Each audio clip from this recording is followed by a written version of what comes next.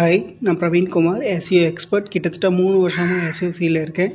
இன்றைக்கி நம்ம எதை பற்றி பார்க்க போகிறோம் அப்படின்னு பார்த்தீங்கன்னா, கூகுள் மை பிஸ்னஸை எப்படி ஆப்டிமைஸ் பண்ணுறது, அதை பற்றின ஒரு சில டிப்ஸ் உங்களுக்கு கொடுக்குறேன். ஃபர்ஸ்ட் உங்களுடைய பிஸ்னஸ் நேமை ஜிஎஸ்டியில் எப்படி இருக்கோ அதேமாரி வச்சுக்கோங்க.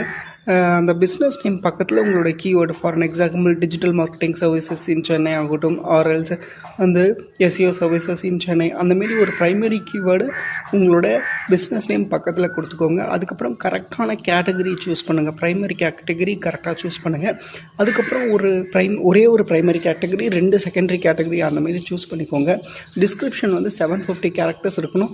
அதில் உங்களோட ப்ரைமரி கீவேர்ட்ஸ், நீங்கள் எந்த லொக்கேஷனில் இருக்கீங்க, ஒரு 10 சர்வீஸ் பண்ணுறீங்க அப்படின்னா அதில் ஒரு 3 சர்வீஸ் உங்களோட மெயின் சர்வீஸ் அப்படின்னா அந்த 3 சர்வீஸஸை அந்த டிஸ்கிரிப்ஷனில் இன்க்ளூட் பண்ணுங்கள். டிஸ்கிரிப்ஷனை எத்தனை டைம் வேணால் சேஞ்ச் பண்ணலாம்.